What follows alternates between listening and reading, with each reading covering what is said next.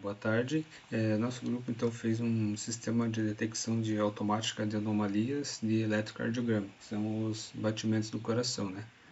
Aqui nesse primeiro bloco, ele só vai percorrer esse arquivo aqui no diretório do arquivo, percorrer a pasta e listar todos os arquivos que tem aqui embaixo, né? Imprimindo eles. Aí no caso eu já rodei todo o código para ficar mais simplificado. Aqui, por exemplo, é o primeiro arquivo que eu abri, né? Você pode ver tem um cabeçalho e daí começa a colocar todos os valores. Aí aqui nesses outros dois blocos é uma importação das bibliotecas que vai ser utilizada. Aqui nesse próximo bloco ele ajusta o tamanho padrão das figuras do Matplotlib. Eu coloquei como 10 por 6 polegadas. Aqui nesse próximo ele vai inicializar uma lista. Todos os contadores comecem com 0, né? Eu coloquei aqui.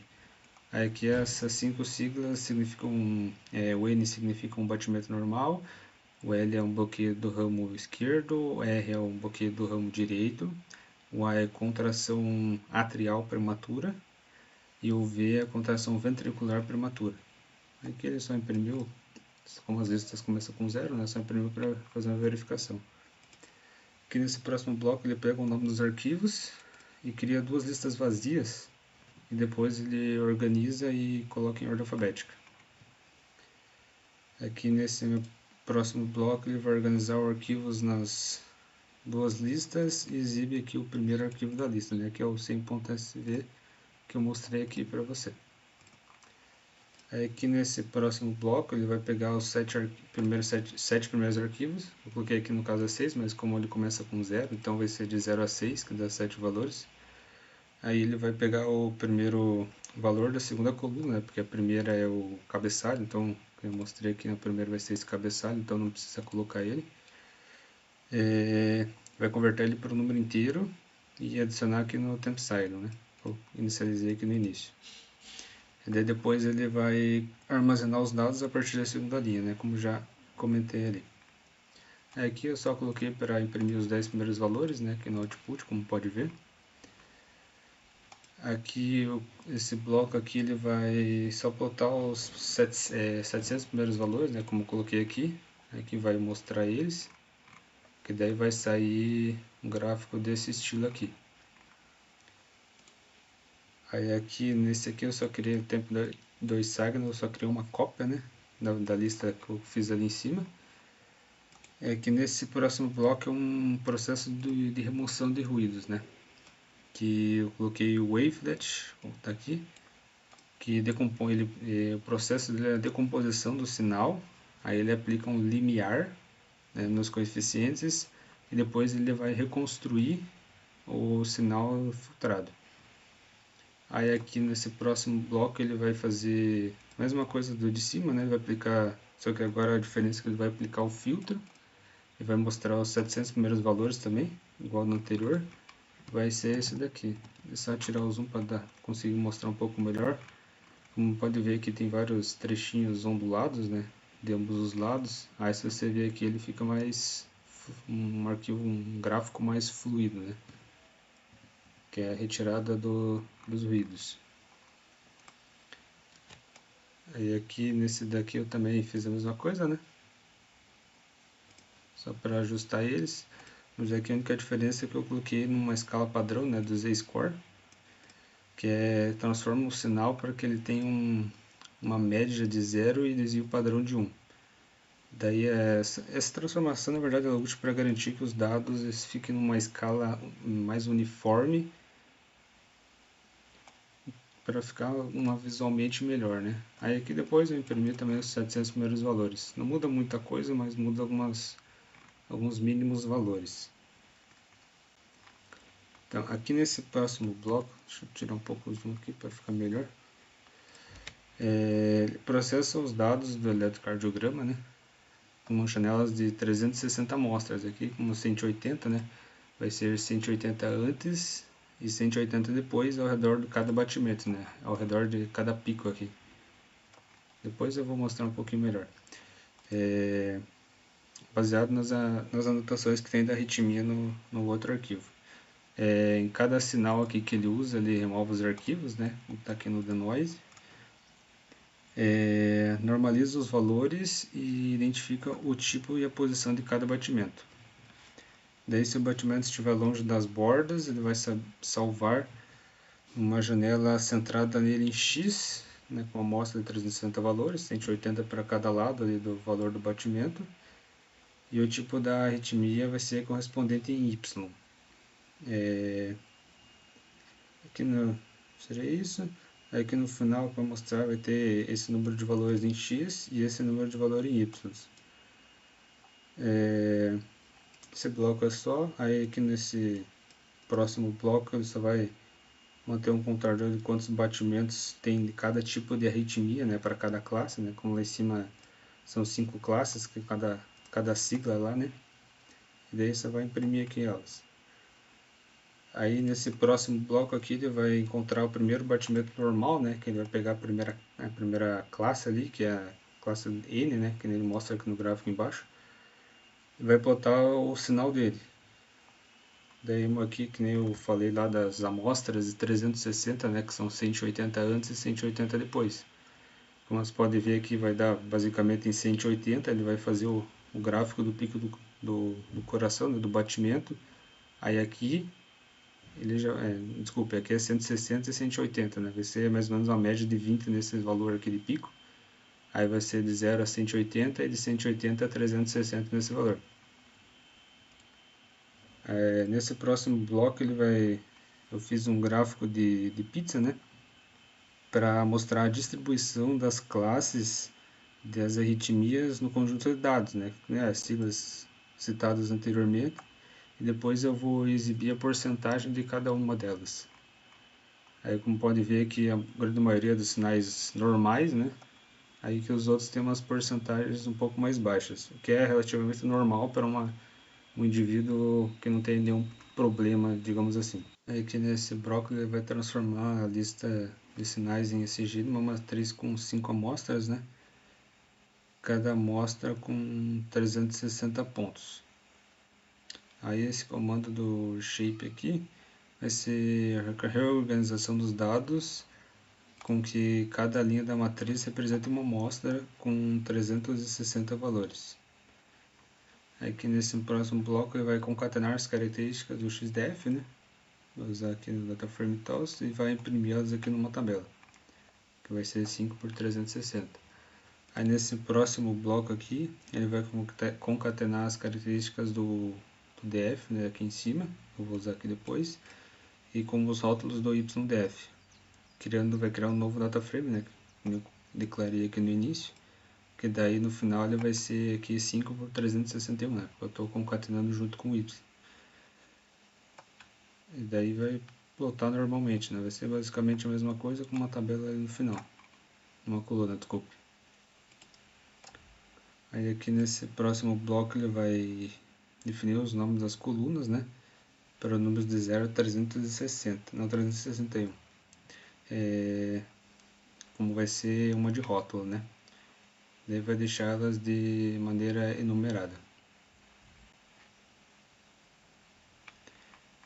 Nesse bloco aqui ele vai realizar o balanceamento das classes, eu coloquei como em cima do XNewDF, né? Ele vai filtrar os valores, como eu coloquei aqui, vai ser de 0 a 4. Eu coloquei de 0 a 4 e a amostra eu coloquei 20.000 amostras, né? Na classe 0. Ele vai realizar a sobreamostragem das classes 1, 2, 3 e 4, né? Como eu fiz aqui. E para 7.000 registros cada. Coloquei aqui embaixo.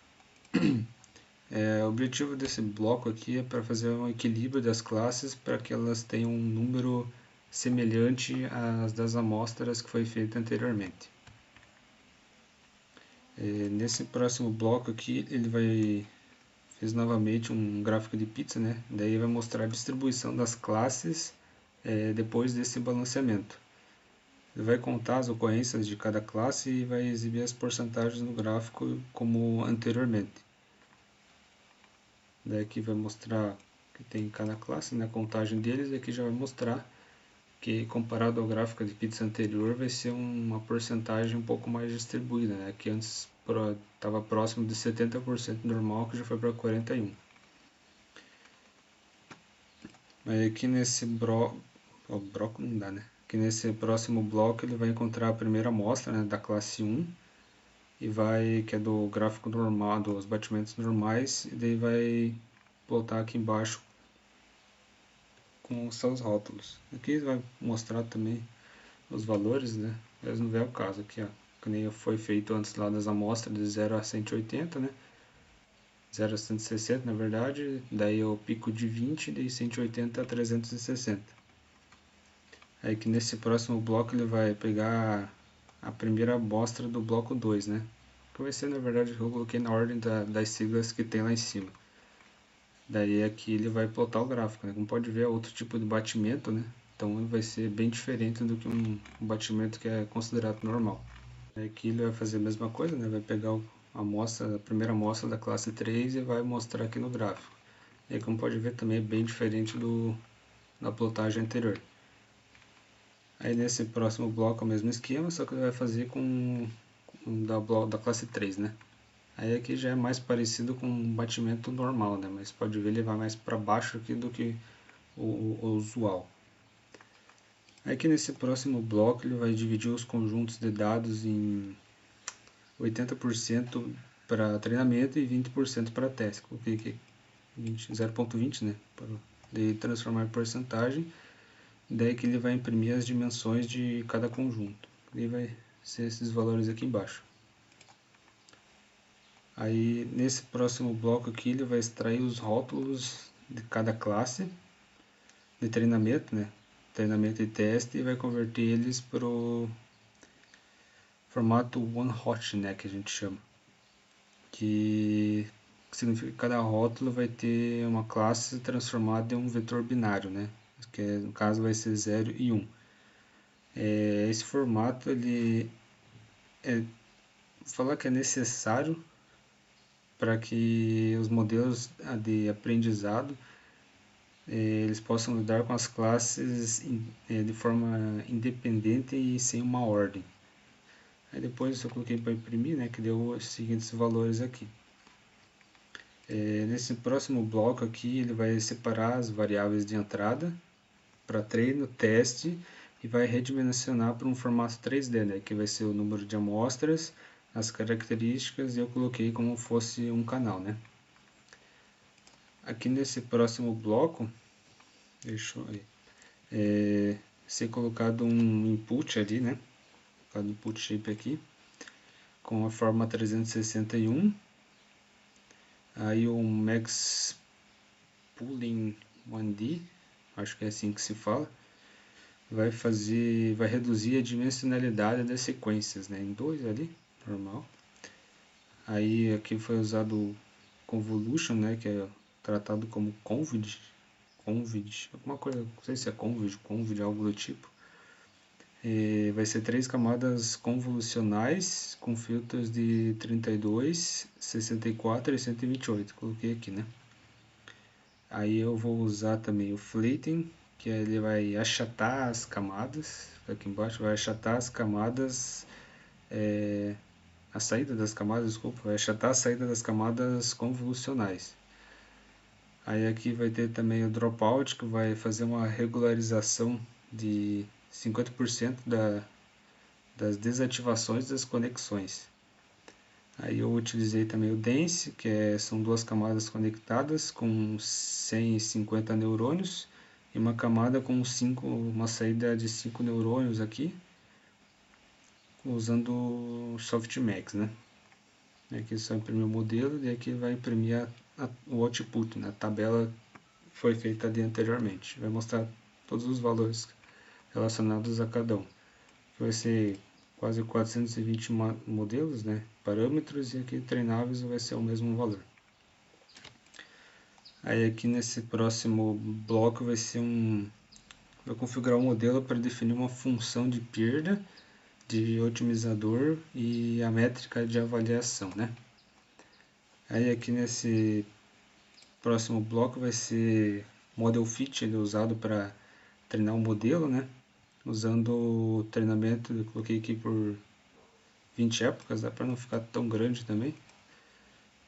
E um batch size de 30 e validação de dados de teste. Aí aqui, como eu já tinha feito antes, né, vai ser feito cada época aqui, vai mostrar os valores de cada um. Aí mais abaixo vai mostrar umas métricas mais detalhadas.